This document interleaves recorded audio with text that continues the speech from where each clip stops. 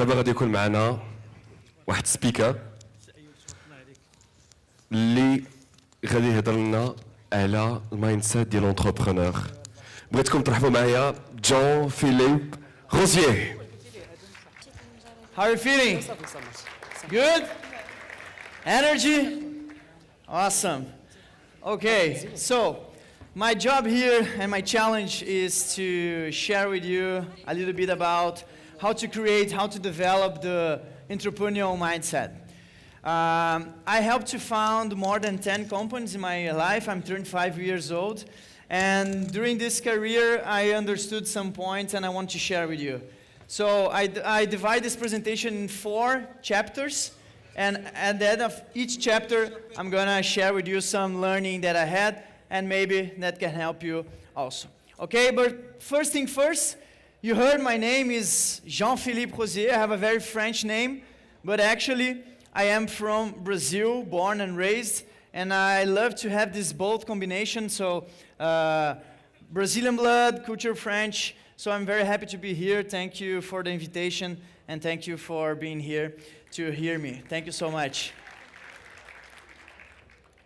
So that's me. And besides entrepreneur, I'm also a teacher. And yes, that's me giving a class for adults, not for kids. And I want to explain to you why I'm dressed as a princess to give a talk like this. Because I don't know if you guys have, but I have my own hashtag. And my hashtag is, why so serious? I believe that we have to change the way we are related to everything in our lives. And especially when we are talking about education, about learning processes. Everybody likes to learn, and everybody needs to learn. But why education, learning processes are so restricted, are so serious? And I'm doing this over the last 10 years. And the funny fact about it is when you change the way to do something, when you disrupt some industry, for example, education, serious projects start to invite you to talk. So that's me talking in TEDx Madrid, talking about how to turn education in something entertaining. So I'm one of the partners of Perestroika, which is not the Russian Revolution. Okay, I'm talking about, we are the biggest school of creative methodology in Latin America. And we are doing this over the last 10 years in Brazil for adults. Our initiatives were highlighted in Forbes, Fast Company, and other big companies that wants to see and share what's happening new.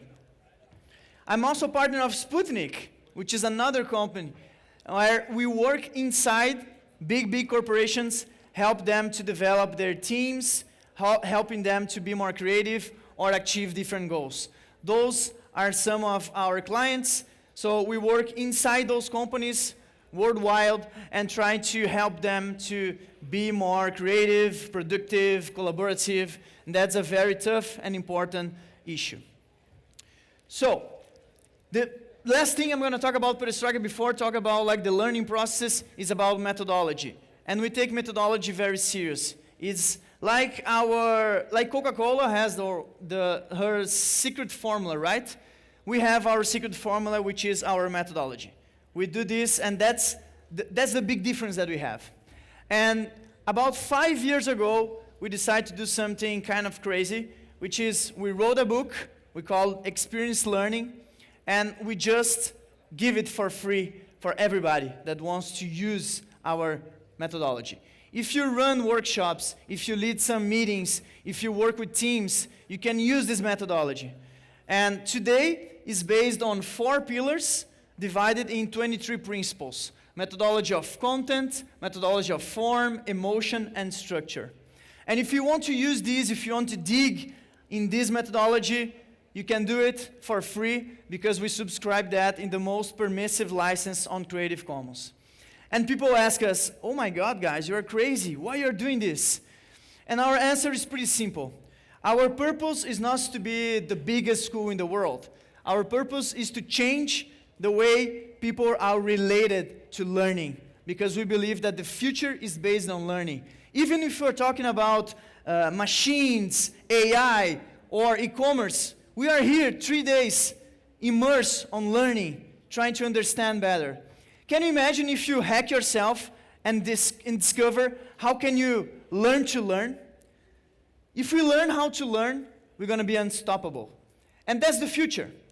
So I'm going to talk a little bit about what is the experience learning. So that's another class. That's me again. And the students arrived blindfold. They took the mask off and they see this and the class start. Another example, in Brazil, we have beer inside the class. So people can have a beer and check it out, what's happening. For us, in Brazil, is a big deal. We can relax and take another view about the class. Or hands-on. This is a video showing our students putting in practice the learning points that they had inside the class. That's a true experience. Our students, they were inside a public school in Brazil, helping to rebuild the classroom just to put their knowledge, the content that they had in practice to learn better. And we have a lot of frameworks. So I'm going to share one with you. This one, we take all the content that we have, we respect and we value a lot the speaker author vision, and then what we do? We try to summarize that. We try to synthesize in one thing that we call tagline. You can call it a tweet, whatever. And then you can think, okay, Jean-Philippe, that's not that new, right?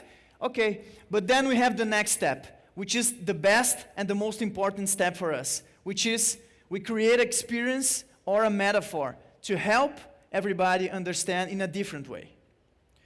So, of course, I won't be like just talking about it. I'm going to give you something. I'm going to give you a challenge. Are you guys ready for a challenge? Yeah? Nice. Good. So, it's a very simple one, okay? I call it the break challenge, okay? Don't worry, you don't have to dance like that. But the challenge is, you have to pair with someone close to you, and you're going to have 5 minutes to teach something to the person right next to you. It can be anything. It can be how to make a dance, a carbonara, how to create some strategy to a drop shipping thing. So in 5 minutes, try to think about something simple that your student can put in practice and see that they learn this point. Are you guys with me? 5 minutes, okay. Can you put the music on a little bit? Come on, guys, you can stand up if you want. It's just teach something to your pair. It could be anything. It's not that hard.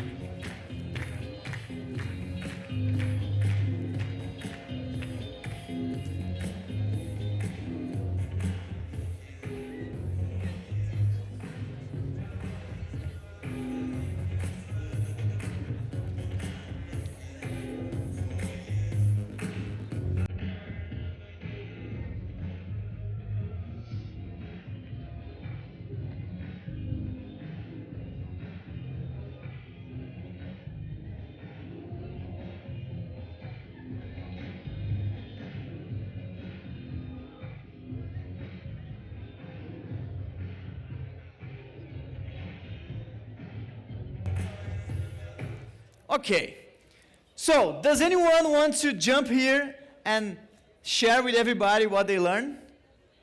Come on, quickly. Anyone? Not everybody at the same time, because we don't have time to this. No? Okay. So the idea behind this experience is very simple. It's to create a spark. It's to make you feel the energy and experience the knowledge. When I say it's all about connection, it's all about experience, when you try to teach something to other person, you're actually learning something. And I don't know if you know this. Have you heard about that? We have different kinds of learning, and our curve of learning change in order to adapt ourselves to the stimulus that we put in the things that we want to learn. So for example, we can increase 10% our learning process, learning point when we read something. 20 when we listen, 30 watching, 50% seeing and hearing something, 70% discussing, arguing with other people, 80% when we do something, and 95% when we teach others. So can you understand that we have a very strong and powerful tool in our hands, which is share the things that we know. That's why I used to say that it's all about learning. So think with me, you are here over the last 3 days learning a lot of things.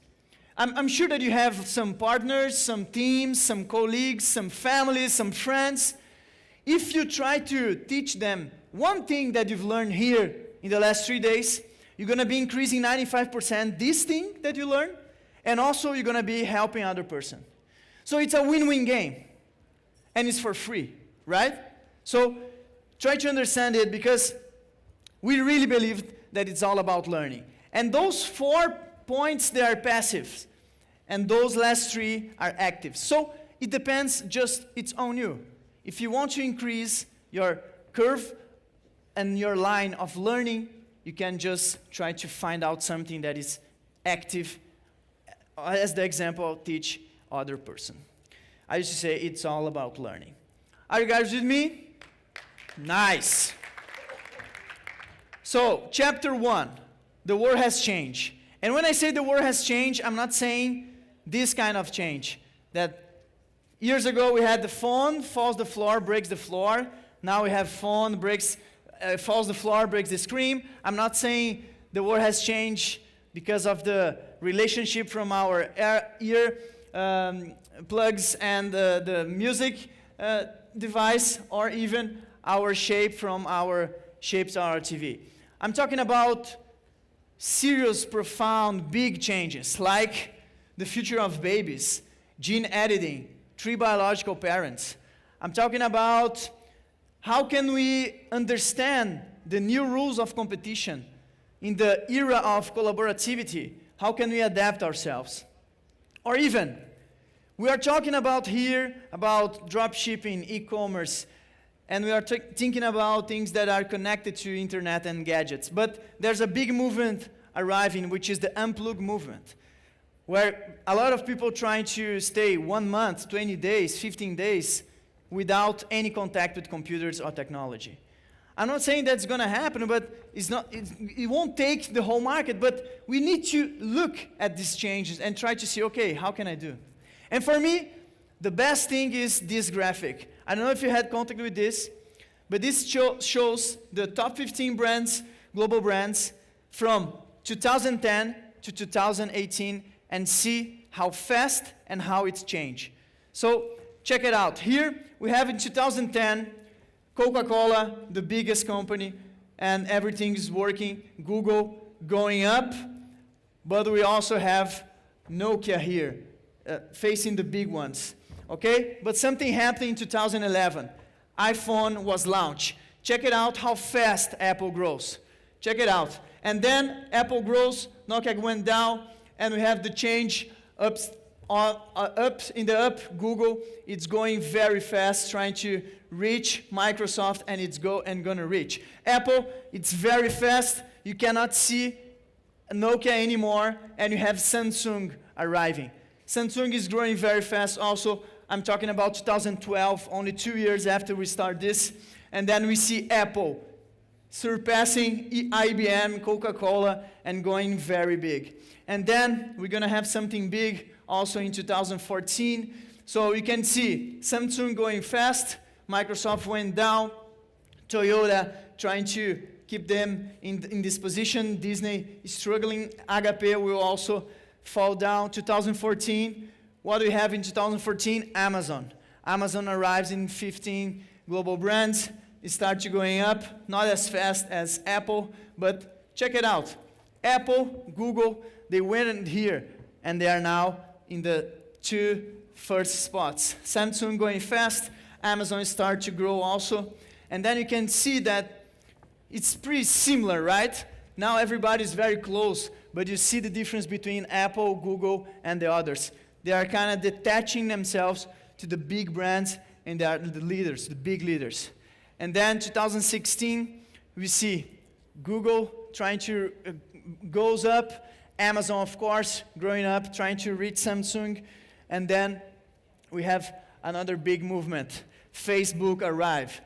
Facebook arrived in 2017 in this ranking of the 15 biggest brands, and then start to grow also.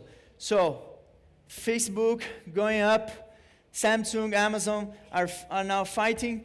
Coca-Cola used to be the first one, is now in third place. It's going to be surpassed by Amazon. Amazon going to surpass Microsoft.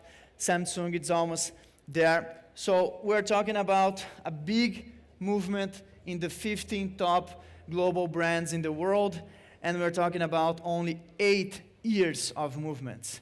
And in the end of 2018, that's the scenario. So why I'm showing you this? Because when we see these big changes happening, when we see the top 15 big globals brand having this dance of numbers, I can say that we are living an era of change. You agree with me? Yeah? Nice. But actually, I disagree. I don't think we're living an era of change. I think we're living a change of era. And much more than a simple play of words, I'm talking about a big difference between these two sentences. When I say we're living an era of change, I see small things changing all over the place. When I say change of era, I'm talking about a revolution. I'm talking about something big, something huge. I'm talking about new speed, new characters, new companies facing as the leaders of the global brands. And for me, there is one point that changed everything. In the Industrial Revolution, we had linear growth. And now, the speed of technology is not linear, it's exponential. So I'm gonna need the sound, please, because I'm gonna play a video. Sound okay? Can I play it? Sound, please, of the video. Sound for the video. This video explains how exponential growth actually happens and what it is, what it means. The nature of technological progress is exponential. If I count linearly, 30 steps, 1, 2, 3, 4, 5, I get to 30. If I count exponentially, before age 15, 30 steps later, I'm at 1 billion. It makes a dramatic difference. About 40 years ago, Gordon Moore saw that there was exponential growth 25 in minutes. the power of semiconductors and chips. Basically, every 2 years, you told me 40 you can minutes. put twice as many components on the chip. And because they're closer together, they run faster. The computers get twice as capable overall. The stage rise every year. We'll make another billion-fold increase in price performance in the next 25 years. And again, shrink the size of these technologies to 100,000-fold. So we went from building to something that fits in your pocket in 40 years. In the next 25 years, we'll go from something that fits in your pocket to something that's the size of a blood cell. So that's exponential growth. If we look to the history of humanity, we had 2 big revolutions, agricultural, industrial, and we are facing the digital. But what are the next revolutions? What are we going to face now? According to Singularity, we're going to face 3 big revolutions: genetic, nanotechnological, and AI. And you now know what this curve means. It means exponential. So we're going to face big changes ahead, and we have to be prepared for that. So that's the first learning point. We need to develop an exponential mindset if you want to develop an entrepreneurial mindset. We need to understand that technology is growing exponentially, and we have to be prepared to develop our own process of become an entrepreneurial with a mindset exponential. Chapter 2, Zygmunt Bauman. Have you heard about him? He wrote a book in 1960 called Liquid Modernity, and which he faced and he understood how we will be living like we are now, like more ethereal, more liquid society. And there's another guy who said the same thing about him, who is Bruce Lee. You know Bruce Lee? Everybody? Yeah. So Bruce Lee said something very important to our creative and our entrepreneurial mindset. He said this. I said, empty your mind. Be formless, shapeless, like water. When you put water into a cup, it becomes the cup. You put water into a bottle, it becomes the bottle. You put it in a teapot, it becomes the teapot. Now water can flow, or it can crash. Be water, my friend. So, be water, my friend. Be water, my friend. When he say this, he's talking about being fluid, being adaptive. So, being fluid is the contemporary way of being competitive. And when I say this, think about the bottle, this is the market, and you are the liquid, right? So, before you start to disrupting and changing things, you have to adapt yourself to the market to understand the market, and then you can disrupt that. So it's interesting because I always listen to people, okay, I want to do something, I want to disrupt everything, yeah, but do you know the market? Do you know what's happening? You are inside that. Try to adapt yourself to the market, to know that, and then try to disrupt something, which is the second point. First, learn to adapt, then be disruptive. If you want to be disruptive before seeing what's happening and before knowing the rules of the game, you probably won't disrupt the game because you don't know how the game works. So be water, my friend, is the second thing I want to share. Chapter 3. We have a mantra in Perestroika, which is go there and do it. We believe there are just two kinds of people in the world. The one that have ideas, want to do something different. They open their notebooks and they write down their ideas. But also there are the second group, the people that have ideas, want to change something. Instead of open a book or open a notebook and write down, they go there and do it. They put in practice. And I love this sentence from Woody Allen. He said, talent is luck, the important thing in life is courage. Courage to do what? Courage to surprise you. Courage to do exactly the opposite of what is expected. Everybody expects you to do something. But if you try to do something different, you're going to surprise everybody. Okay, Jean-Philippe, but I don't want to surprise anyone. Of course you want. Everyone wants to differentiate. Or you're going to say, no, I'm going to be exactly the same way of everybody that went to Dear Labas. Of course not. Of course you want to do something different. Of course you want to differentiate yourself. But there's one problem. No one wants to do something different. Why? Because we fear of what can go wrong. We fear missing something. We fear make some mistake. And we have to make mistakes. We have to understand that if you want to disrupt something, if you want to do something different, if you want to have a creative entrepreneur mindset, we need to face fear. I love Gary Vee. And feel a little guilty that the circumstances of so much adversity as a child, of being an immigrant, not speaking the language, getting picked on for that, being terrible at school, not being great at sports, that because my entire childhood was adversity, that I fell in love with music. I love no. I love your judgment. I love you telling me I'm not, or I can't. I'm used to it. I can't believe that I stand here today during this time and have now understood that all the stuff that sucked as a child, all that adversity is completely the foundation of my success.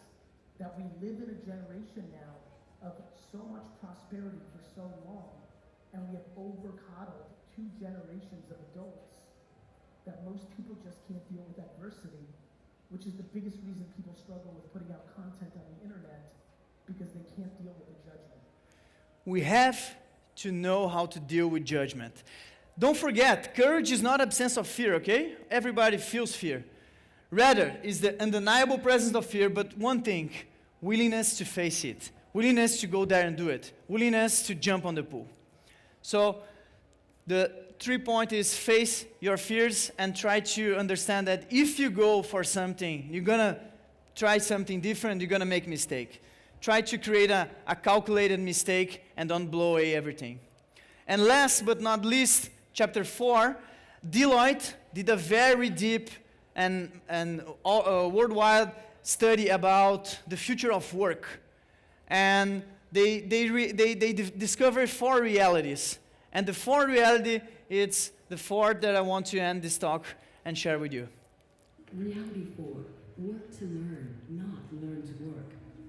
The average half-life of a learned business competency has dropped from 30 years in 1984 to 5 years in 2014, and is still dropping. As routine work is automated, we'll be able to focus more on truly human skills. We'll have careers built around learning instead of careers built around jobs. So that's why I start talking about learning. And it's funny because when we say the word school, learning, people say and think, no, that's not for me. If you think like that, you need to refresh your vision about it. I'm gonna repeat this sentence. We'll have careers built around learning instead of careers built around jobs. And you know more than me that we're talking about AI, we're talking about machine learning, we're talking about automatizing jobs. So the only place that has left for us is to build a career around learning and trying to learn each day how we program some machine, how we're going to develop soft skills, how can we use our intelligence, our passion, our spirit to do something different instead of just trying to find another job. That is not the future, that is the present. So it's all about learning, as I start saying. So the 4th and last point for me to have a creative and an entrepreneurial mindset, you need to be humble. You need to be humble to accept that you don't know something. You need to be humble to say, please help me. You need to be humble to teach someone and ask someone to teach you something. You need to be humble to understand and allow yourself and think as an amateur. For me, you have to have an amateur mindset to be a pro, a professional expert. If you don't have this amateur mindset trying to have and develop questions to everything that you are doing, you will stay thinking that you know everything. If you stay thinking that you know everything in a world that is changing in a way exponentially that we saw, you probably will be stuck in the place that you are right now, and you will see everybody going past you. Okay? So to end my presentation, I would like to quote Alvin Toffler, who said, the illiterate of 21st century will not be those who cannot write and read, but those who cannot learn, unlearn, and relearn. So, with this in mind, I would like to thank you. I'm on Instagram sharing content about Perestroika, about learning, creativity. If you want to check it out, send me a message. It will be a pleasure. Thank you so much. Enjoy the rest of the evening.